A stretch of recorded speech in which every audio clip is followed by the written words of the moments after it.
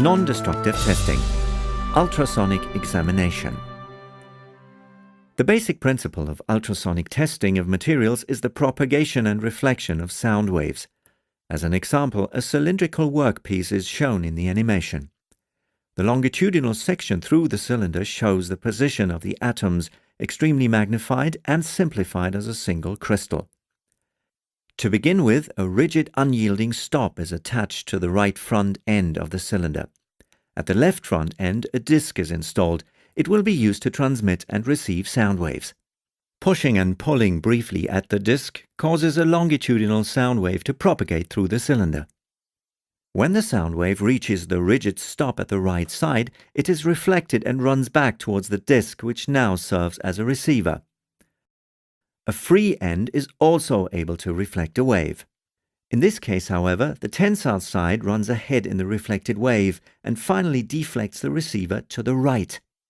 The reflected wave is even reflected again and actually travels for several times across the length of the cylinder, but this is not shown in the animation for the sake of simplicity. So, if a sound wave is generated at one end of a workpiece, it will travel through the material with its speed of sound. At the free end of the workpiece, the sound wave is reflected and it returns to the transmitter, which then acts as a receiver. For ultrasonic testing of a workpiece, not a large transmitter is used in most cases, but a rather compact one, which generates a short ultrasonic pulse. At a place free from defects, the ultrasonic pulse travels to the right front end, also termed back wall. The pulse is reflected and recorded again as an echo. When the transmitter is moved a little downwards, the cavity reflects a part of the wave. That part arrives earlier at the transmitter than the rest of the sound wave. Even further downwards, the cavity reflects the complete ultrasonic pulse. For material testing, either the echo of a defect can be utilized, this is the pulse echo mode, or the phenomenon that hardly any sound waves pass through the imperfection. This is called the through transmission mode. In pulse echo mode, a transducer installed in a probe performs both the sending and the receiving of the ultrasonic pulse. On a computer monitor, the intensity is being plotted upwards on the y-axis and the time towards the right on the x-axis. With the probe at a place free from defects, only two signals may be seen on the monitor: the transmission pulse and the echo resulting from the lower surface of the workpiece, termed back wall echo. Moving the probe towards the right leads to an additional echo created by the defect. Even further towards the right, only the defect echo is visible apart from the transmission pulse. In our laboratory, there's a green painted steel cylinder to be found.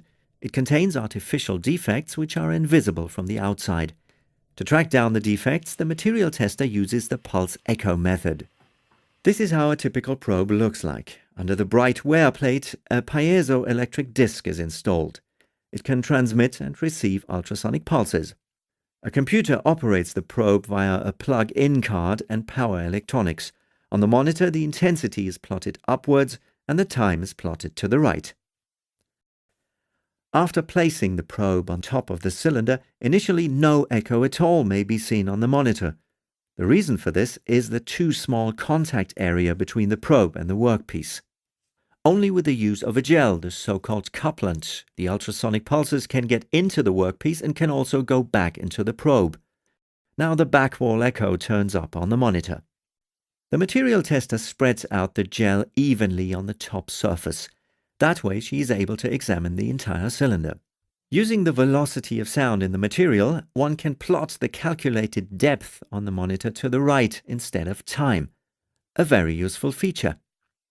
With the help of so-called trigger gates, which may be set on the echoes with a computer mouse, the depth of the defects can easily be read off at the lower left-hand corner of the monitor. The cylinder back wall lies in a depth of about 200 mm below the probe, so the cylinder has a height of 200 mm. And here we go. The material tester scans the upper front end of the cylinder with a probe and observes the monitor. A defect echo appears on the monitor. This defect is located in a depth of 130 mm below the surface.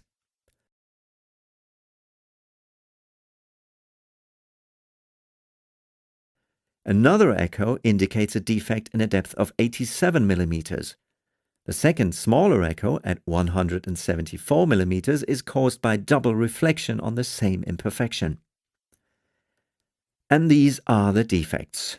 A drill hole and a saw cut. Filled up near the surface and painted, they are not visible from the outside. The drill hole in a depth of 130 millimeters.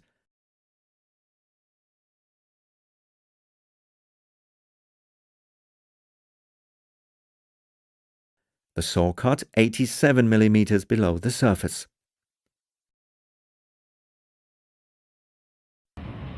Trams are popular means of transport in Karlsruhe in southern Germany. The tram cars are not only cleaned regularly, but also tested thoroughly in regular intervals by the transport company. Among many other maintenance points, the ultrasonic examination of the wheel axles plays an important role. A tram enters the maintenance hall for inspection.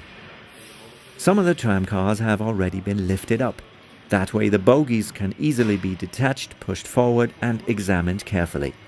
This is one of the bogies jacked up to comfortable working height and prepared for ultrasonic inspection.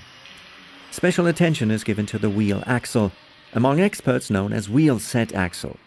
It has been designed as a hollow axle. This saves weight and facilitates the ultrasonic examination. The material tester applies a suitable oil as a couplant into the bore of the axle. Now he takes a special probe designed exactly for this purpose, inserts it carefully into the bore with a mount, and evenly spreads out the couplant by turning and pushing. He has accurately marked the most important examination points at the mount. In an experienced manner, he positions the probe at the appropriate places within the wheel set axle and watches the monitor closely. The probe has specially been designed for this application. It transmits the ultrasonic pulses at an angle of 45 degrees. At a place without defects, no defect echo returns. But when the pulse encounters a crack which has grown in from the outside, double reflection occurs and a typical defect echo is recorded. It is important to note that also the shape of the wheel set axle may lead to an echo, for example at shoulders. These are so-called contour echoes. In this particular case, only contour echoes are recorded. No abnormality has been detected.